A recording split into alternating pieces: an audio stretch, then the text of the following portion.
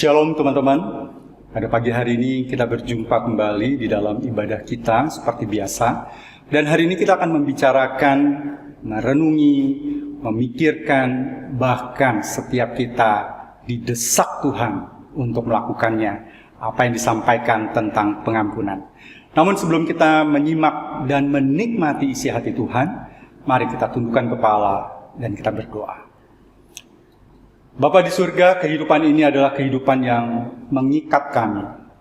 Bahkan kami bisa jadi pribadi yang terikat kepada dunia ini. Tuhan, inilah perjuangan kami secara khusus sebagai kaum muda.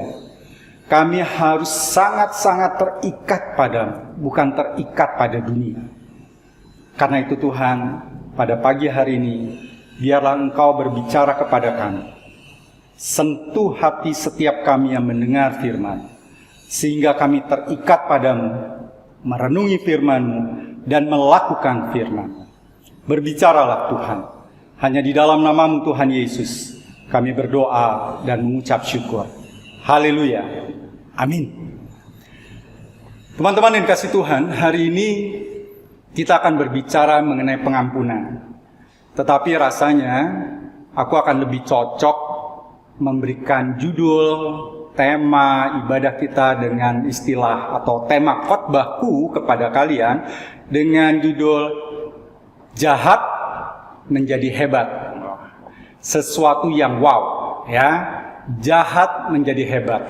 Ini adalah kisah pengampunan. Kisah pengampunan dari yang jahat menjadi hebat. Mari kita buka Alkitab kita dan kita akan melihat satu bagian dari surat Filemon. Teman-teman, surat Filemon ini hanya satu pasal dan kita akan merenungi dari ayat 1 sampai dengan 25. Tapi rasanya panjang ya untuk kita bacakan semuanya pada saat ini. Aku berharap kalian bisa membacanya secara lengkap ketika kalian mengambil saat teduh, yaitu dari ayat 1 sampai dengan 25. Hari ini aku akan mengajak kalian hanya membaca dua ayat. Filemon 1 ayat 15 dan 16. Filemon 1 ayat 15 dan 16. Aku bacakan ke kalian. Filemon 1 ayat 15. Sebab mungkin karena itulah dia dipisahkan sejenak daripadamu, supaya engkau dapat menerimanya untuk selama-lamanya. Bukan lagi sebagai hamba, melainkan lebih daripada hamba, yaitu sebagai saudara yang kekasih. Bagiku sudah demikian, apalagi bagimu, baik secara manusia maupun di dalam Tuhan. Teman-teman yang kasih Tuhan, kalau kita baca dua ayat ini 15 dan 16 ya, Paulus sedang berbicara kepada seseorang yang bernama Filemon. Wah, orang ini adalah orang pandai, orang yang terpandang, bisa dikatakan dia orang kaya. Dia membuka rumahnya untuk sebuah kegiatan ibadah. Kalau sekarang mungkin gereja ya. Orang ini adalah orang yang bersungguh-sungguh menyerahkan dirinya kepada Tuhan. Sehingga ketika hatinya tersentuh, dia mengembangkan seluruh berkat yang diberikan Tuhan ke dalam kehidupannya, dikembalikan kepada sesama, dikembalikan untuk menyatakan siapakah Tuhan. Itulah Filemon. Dan ketika Paulus berbicara kepada Filemon ayat 15, dia berkata begini, sebab mungkin karena itulah dia dipisahkan. Nah, pertanyaannya, dia ini siapa? Ya, dia ini siapa? Sampai-sampai Paulus ya, yang disinyalir atau diduga Paulus adalah orang yang berjumpa dengan Filemon ketika Filemon sedang mencari Tuhan dan kemudian dibina oleh Paulus sehingga Filemon menjadi telik, menjadi sadar bahwa aku ini orang Kristen yang harus berbuat apa. Jadi sederhananya Paulus adalah katakan guru rohani dari Filemon, sehingga Paulus punya keberanian untuk berkata seperti seseorang yang berotoritas di hadapan Filemon. Karena itu dia berkata begini, sebab mungkin karena itulah dia dipisahkan sejenak daripadamu. Teman-teman yang kasih Tuhan, ada apa dengan dia ini? Jadi ceritanya begini, dia ini adalah Onesimus. Onesimus itu adalah seorang budak. Budak itu ya apa? Pembantu rumah tangga, ya pelayan, begitu ya. Zaman dahulu itu dikenal sebagai budak. Nah, budak pada saat itu dia tidak memiliki status sosial. Ya. Belum lama ini ibuku mencari pengasuh untuk merawat dia yang sudah semakin lansia. Ibuku usianya 80. Ketika sudah dapat, si mbak ini harus melalui wawancara, kemudian aku juga bertanya-tanya kepada mereka, dia si mbak, dan terakhir aku bertanya, Mbak, aku minta KTP-nya ya.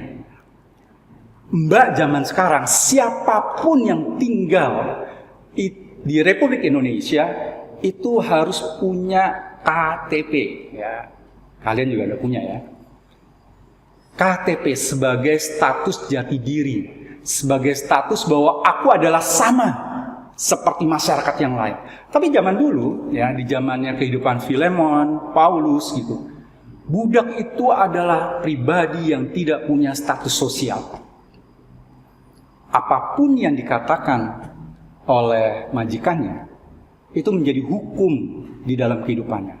Ketika dia jadi budak, dia tidak bisa melepaskan diri sebagai budak. Ada syarat-syarat yang sangat-sangat ditentukan oleh majikannya. Teman-teman yang dikasih Tuhan, pada saat itu Onesimus adalah seorang budak yang tidak punya hak. Sekali lagi aku ulang ya. Pada saat itu Onesimus hidup walaupun dia manusia, tapi dia diperlakukan punya status budak, artinya manusia yang tidak punya hak. Jadi waktu itu Onesimus diam-diam diperkirakan dia berbuat sesuatu, dia berbuat jahat kepada majikannya yaitu Filemon. Ya. Nggak ada yang bisa tahu, tapi marilah ya yang terdekat gitu ya. Kalau pembantu di berita-berita apa yang dilakukan kalau dicari-cari sama majikannya? Mencuri ya. Iyalah katakanlah ya. Si Onesimus ini, budak ini mencuri begitu. Kemudian dia melarikan diri. Melarikan diri keluar, kabur dari rumahnya Filemon. Sampai akhirnya Onesimus ini berjumpa dengan Paulus. Berjumpa di mana? Di penjara. Ya. Juga tidak diketahui apakah Onesimus waktu itu tertangkap oleh polisi, kemudian dijebloskan ke penjara. Ketemu sama Paulus. Nggak tahu. Tapi yang pasti Onesimus berjumpa dengan Paulus. Nah, Paulus ketika melihat Onesimus, karena dia hamba Tuhan, dia melakukan hal yang sama ketika berjumpa dengan Filemon, yaitu langsung memberitakan tentang Injil. Ya. Sehingga akhirnya Onesimus ini mau menerima Tuhan. Teman-teman yang kasih Tuhan, lalu kisah Onesimus, Filemon, Paulus, apa hubungannya dengan tema kita hari ini yang aku beri judul adalah si jahat yang menjadi hebat, yaitu kisah pengampunan. Teman-teman yang kasih Tuhan, kisah Filemon ini, ya, kalau kalian baca pelan-pelan dari ayat 1 sampai dengan 25, walaupun aku hanya menyampaikan 2 ayat, ayat 15 dan 16 ya. Ini adalah berbicara mengenai pengampunan. Ya. Pengampunan adalah sesuatu yang hebat. Ya. Tidak ada seorang pun yang punya kemampuan untuk mengampuni. Jadi kalau bisa mengampuni itu adalah sesuatu yang hebat. Karena pengampunan akan muncul keserupaan. Karena pengampunan akan hadir keserupaan. Teman-teman yang kasih Tuhan, pengampunan adalah suatu hal yang big news, ya. Sesuatu yang kalau di televisi, dunia jurnalistik, seakan-akan pengampunan pada saat itu adalah breaking news. Wow, aku diampuni, wow, gitu ya. Aku yang dulu budak, diampuni dan aku serupa dengan engkau. Wah, itu breaking news banget ya.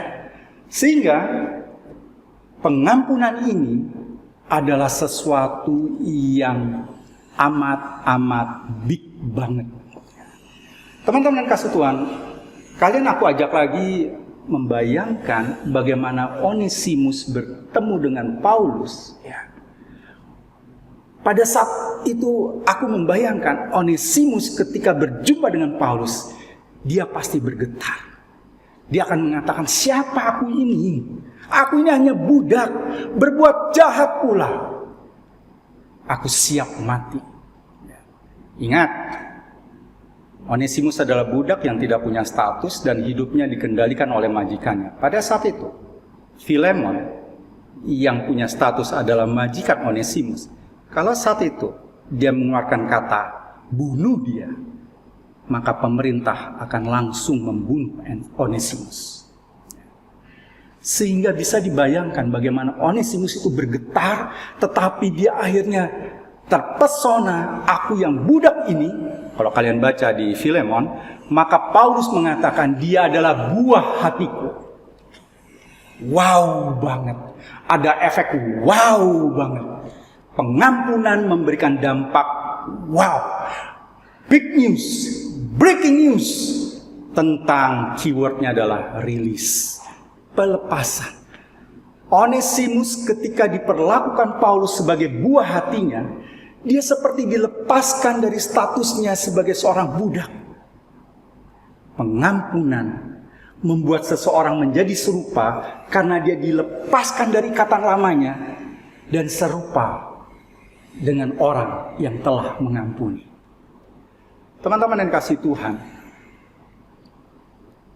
aku bisa paham bahwa kalian sebagai kaum muda itu banyak masalah yang membelit. Sekalipun saat ini usiaku 51 tahun, tapi rasanya ada sebagian dalam hidupku, di dalam diriku yang aku tidak bisa melupakan siapa aku dulu ketika aku hidup sebagai kaum muda. Aku tahu perasaan itu akan mengikat. Teman-teman yang kasih Tuhan, ketika seseorang terikat dengan rasa yang begitu menyakiti dirinya, sakit hati karena tertolak seakan-akan tidak punya status. Ya. Aku anaknya papa dan mama, tetapi papa dan mama tidak menganggap aku sebagai anak.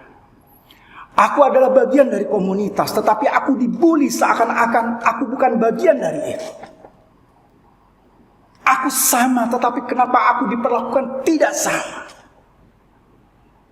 Ikatan itu membuat seseorang menjadi rentan untuk kecewa dan menyakiti dirinya sendiri.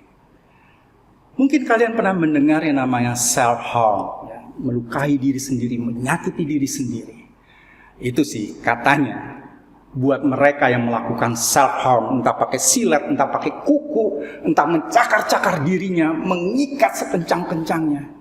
Katanya ketika dia menyakiti dirinya, itu ada rasa nikmat. Sehingga ketika dia menyakiti dirinya sendiri, dia sulit untuk melepaskan kebiasaan buruk itu. Seakan-akan dia akan berkata, help, help, somebody help me, somebody stop me. Teman-teman yang kasih Tuhan, seseorang yang berada di dalam statusnya turun ke bawah, membutuhkan sebuah pelepasan untuk bisa diterima lagi ke atas. Ketika dia turun ke bawah, banyak faktor yang menyebabkan hal itu. Entah dosa yang diperbuatnya, entah rasa sakit hati yang menusuk dirinya karena perbuatan orang lain, sehingga dia hidup di dalam dendam, dia hidup di dalam kebencian.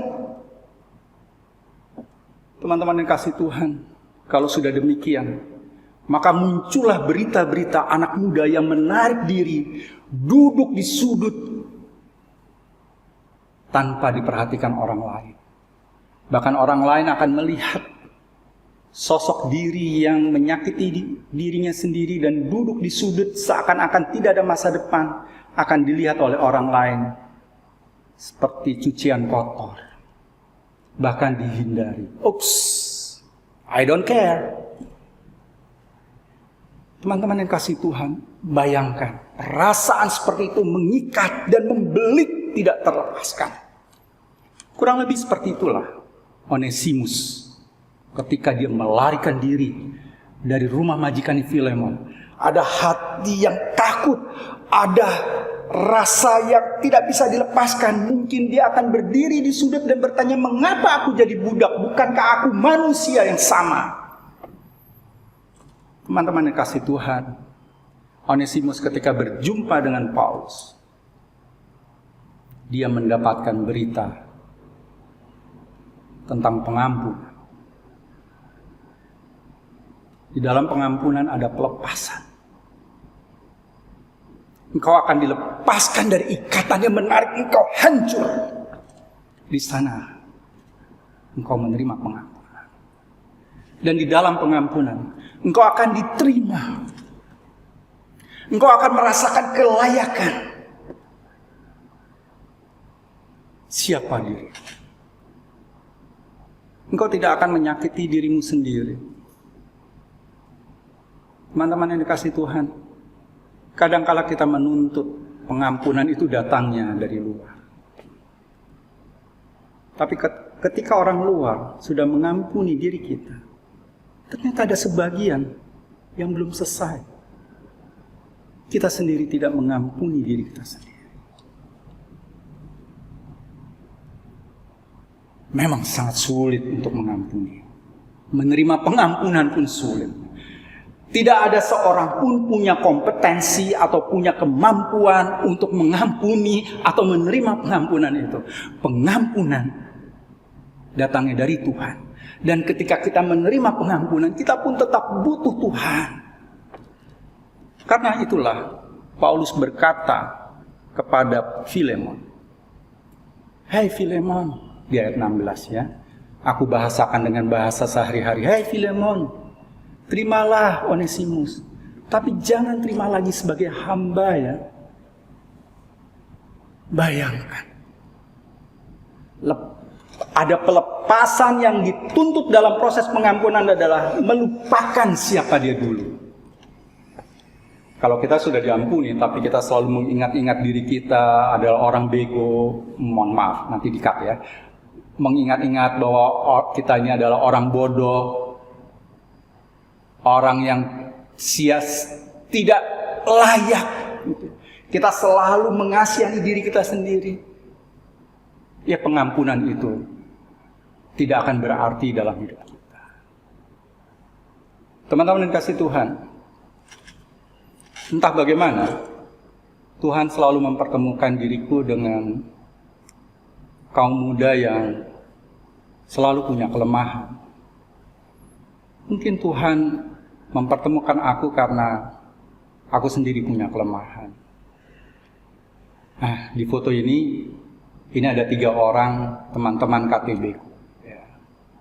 Sudah kurang lebih berjalan 6 tahun. Sampai sekarang kami masih punya kontak. Ya. Bahkan sehari sebelum aku rekaman khotbah ini, aku bertanya, boleh nggak aku menyampaikan kesaksian kalian untuk khotbahku di SMA Thalia? Oh, mereka dengan senang hati. Nah, kalau kalian perhatikan ya, ada 3 orang yang berdiri, ya, yang pegang nomor 1 itu katakan namanya Mawar 1 gitulah ya. Nah, Mawar 1 ini adalah seorang gadis yang melepaskan diri dari tekanan bully. Dia punya dampak kehidupan dibully begitu hebat, ya.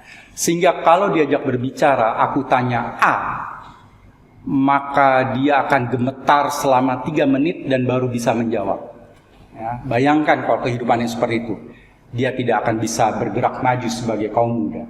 Tapi puji Tuhan, dia sudah bisa melepaskan diri dari ikatan itu. Dia sudah bisa melihat bahwa di dalam dirinya ada sesuatu yang berarti. Dia sekarang bisnis kue. Hebat ya. Kemudian bisnis caption. Wah, zaman sekarang ini bisnis caption laku. Dia bikin caption, kemudian cetak di kaos, dijual. Wow, ya. Kemudian cowok yang jongkok itu, ya, dia juga sekarang sudah bangkit. Dari kecil dia sakit thalassemia. Ya. Dia itu karena keluarga broken home, nggak punya uang, jadi suka menahan diri untuk ke dokter. Thalassemia itu setiap bulan harus transfusi. Ya.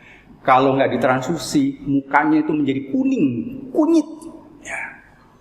Dan dia biasa menahan diri. Kemudian dia jadi minder. Dia merasa tidak mampu untuk maju. Bahkan dia minder untuk pacaran. Teman-teman, ketika dia berjumpa dengan pengampunan itu, dia mengampuni dirinya sendiri. Dia mengampuni orang-orang yang telah melecehkan bahwa dia adalah si anak kuning. Jadi dari kecil diledek sama teman-teman. Si kuning gitu ya. Tapi dia bisa menerima keberadaannya. Dia bisa menerima kelemahannya. Dia yakin di hadapan Tuhan dia adalah kekuatan. Aku katakan pada kalian, dia sekarang sedang menempuh studi S2. Dan tahun depan, dia akan mempersiapkan diri di dalam pernikahan. Ada seseorang yang disiapkan Tuhan yang bisa menerima kelemahannya. Yang dulu dia selalu hutang, bahkan dulu hampir tiap minggu, aku harus memberikan uang agar dia dan ayahnya bisa makan. Sekarang dia sudah bekerja. Puji Tuhan. Kantornya bisa menerima kelemahan. Dia menerima pengampunan dari Tuhan. Dia mengampuni sesama. Dia mengampuni dirinya sendiri. Ada sesuatu yang terlepas dan dia bisa menerima. Ada satu bentuk keserupaan bahwa aku sama seperti kaum muda yang lainnya. Aku bisa maju. Dan yang terakhir, yang di kursi roda itu, katakan itu mawar 2. Yang bisa bergerak tidak hanya leher ke atas. Tangan ke bawah, leher ke bawah itu nggak bisa hanya sini ya. Bahkan udah nggak ada rasa. Ya. Dulu dia berkata mati aja. Tapi ketika dia menerima dirinya sendiri, dia mengampuni dirinya sendiri. Ya. Dulu dia menyiksa dirinya sendiri. Nggak mau ke gereja. Udah mati aja lah, nggak usah kenal Tuhan deh. Ya. Toh dari kedokteran tidak mungkin menyembuhkan aku. Aku nggak sama seperti orang-orang lain. Yang lain bisa naksir cowok, aku nggak bisa naksir cowok. Karena tubuhku kayak begitu. Dia mengangkat dirinya. Dan sekarang, dia adalah rekan bisnis dari Mawar 1 itu. Rekan bisnis jualan kaos desain. Kalian tahu? Bahwa Mawar 2 itulah yang mendesain. How? Mouse ditaruh di tangannya sama mbaknya. Dilakban. Karena yang bisa bergerak adalah otot wajah. Maka dia menggerakkan gerakan ini dengan otot wajah yang ditarik.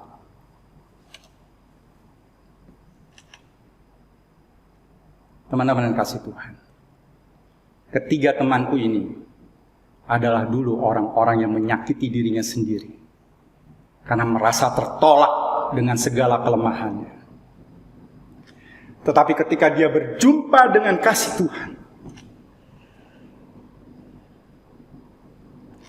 mereka mengampuni dirinya sendiri. Mereka tidak lagi mempersoalkan orang-orang yang melecehkan mereka, menganggap rendah mereka. Bahkan mereka mengampuni mereka. Ketiga temanku ini mengampuni orang-orang yang memandang mereka rendah. Aku sudah katakan, pengampunan adalah big news. Wow. Tuhan Yesus di atas kayu salib, sedari dulu, sudah sempurna mengampuni setiap kita. Aku katakan, kalian sudah diampuni. Datanglah kepada Tuhan. Terimalah kasih. Kalian sudah dilepaskan. Terimalah. Ada keserupaan di dalam hidup kita. Dalam wajah Kristus. Kalian sebagai kaum muda, jangan berhenti pada hari ini. Setelah kalian lulus, apa yang harus kalian lakukan? Ketika kalian kuliah, apa motivasi kalian? Apa visi kalian? ketiga temanku adalah kesaksian hidup, fakta yang tidak bisa dibantah. Majulah bersama mereka. Majulah bersama aku. Majulah bersama teman-teman yang lain. Majulah bersama seluruh komunitas Atalia ini. Mari tundukkan kepala. Bapa di surga, terima kasih. Engkau hadir untuk melepaskan kami.